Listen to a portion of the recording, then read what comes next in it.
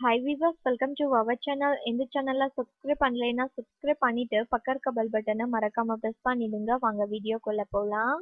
முகத்திற்கு எதுவும் தடவ வேண்டாம், ஐஸ் கட்டி மட்டுமே போதும். அது எப்படி என்று பார்க்கலாம். ஐஸ் கட்டிகள் பல்வேறு விதங்களில் பயன்படுத்தப்படுகிறது.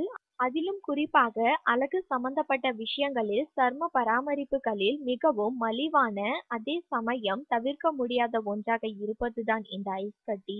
மலிவானதாக இருந்தாலும் இதனுடைய பயன்கள் அளவிட முடியாதது.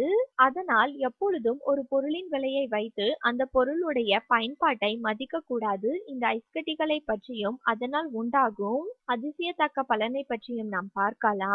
வெயிலில் சுற்றி திரிந்து வந்த பிறகு நம்முடைய முகத்தை நம்மாலே பார்க்க சகிக்காது. முகம், கை, கால் என சர்மம் முழுக்க எரிச்சல் உண்டாகும். சில சமயம் வலிக்க கூட செய்யும். அது போன்ற சமயங்களில் இந்த ஐஸ் கட்டிகள் தான் உங்களை காப்பாற்றும். குறிப்பாக அப்படியே வெறும் ஐஸ் கட்டிகளை பயன்படுத்துவதை விட அதோடு கூட கற்றாழை ஜெல்லை ஐஸாக்கி அதன் பின் அதை எடுத்து பயன்படுத்தி கொள்ளலாம். கற்றாழைக்கு பதிலாக வெள்ளரிக்காயை கூட நீங்கள் பயன்படுத்தி கொள்ளலாம். கண் வீக்கத்தை உடனே குறைக்க என்ன செய்யலாம் என்று பார்க்கலாம். சரியான தூக்கமின்மை, கணினி முன்னால் நீண்ட நேரம் உட்கார்ந்து வேலை பார்ப்பது போன்ற காரணங்களால் கண்களில் லேசாக வீக்கம் ஏற்படுவது போன்ற விஷயங்கள் உண்டு. ஐஸ் கட்டிகளை சாதாரணமாக தண்ணீர் மட்டும் ஊற்றி ஐஸ் டிராவில் வைக்கலாம். அதைவிட தண்ணீருடன் பால், கிரீன் டீ போன்றவற்றை சேர்த்து ஐஸ் டிராவில் வைக்கலாம். பொதுவாக ஐஸ் கட்டிகளை முகத்தில் தடவுவதற்கு முன்பாக முகத்தை நன்றாக கழுவ வேண்டும். அப்ளை செய்து மசாஜ் செய்து சில நிமிடங்கள் உலர விட்ட பின் முகத்தை டவலால் துடைத்து கொள்ளலாம். பருக்களை குறைக்க என்ன செய்யலாம் என்று பார்க்கலாம். முகப்பருக்களை தீர்ப்பதில் மிக முக்கிய பங்கு வகிப்பது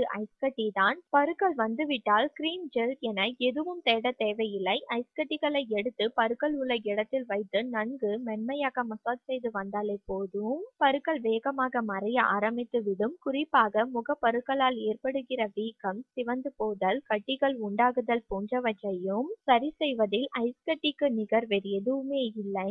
பருக்கள் உள்ள சருமத்தில் ஐஸ் கட்டிகளை பயன்படுத்தும் போது முதலில் முகத்தை நன்கு கழுவி விட்டு ஈரமில்லாமல் முகத்தை துடைத்து விட வேண்டும். பின்னர் ஒரு பிளாஸ்டிக் கவரில் ஐஸ் கட்டியை நன்கு சுற்றி கொள்ளுங்கள். அதை முகப்பருக்கள் உள்ள இடத்தில் வைத்து ஒற்றடம் கொடுங்கள். அதன் பின் அப்படியே 5 நிமிடங்கள் உலர விடுங்கள். முகத்திற்கு ஏதேனும் ஆயிலை பயன்படுத்துபவராக இருந்தால் அந்த ஆயிலை ஒரு சில துளிகள் ஐஸ் கட்டியில் விட்ட பின் ஐஸ் கட்டியை துணியாலோ பிளாஸ்டிக்காலோ கவரிலே சுற்றி பருக்கள் உள்ள இடத்தின் மேல் வைத்து மசாஜ் செய்யலாம்.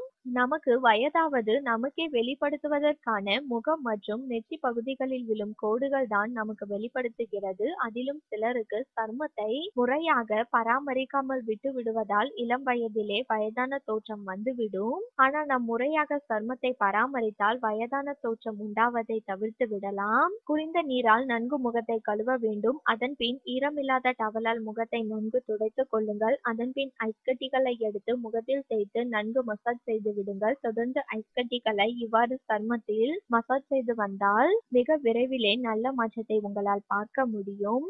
எண்ணெய் சருமத்தை எப்படி சரி செய்யலாம் என்று பார்க்கலாம். எண்ணெய் சருமம் உள்ளவர்களுக்கு நிறைய சரும பிரச்சனைகள் வரும், பருக்கள் ஏற்படும், அப்படி நிறைய பிரச்சனைகள் இருக்கும். ஆனால் எண்ணெய் சருமம் உள்ளவர்களுக்கு மிக சிறந்த தீர்வாக ஐஸ் கட்டி ஒத்தடம் இருக்கும். ஐஸ் சருமத்திற்கு அதிக அளவிலான எண்ணெய் உற்பத்தியை கட்டுப்படுத்தும் ஆற்றல் கொண்டது.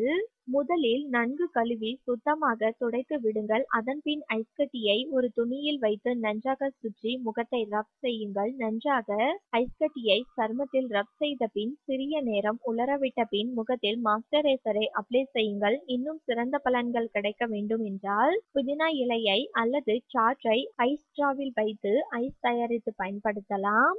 ஓகே வியூவர்ஸ், இந்த டிப்ஸ் உங்களுக்கு பிடிச்சிருந்ததுன்னா லைக் பண்ணுங்க. தேங்க்யூ.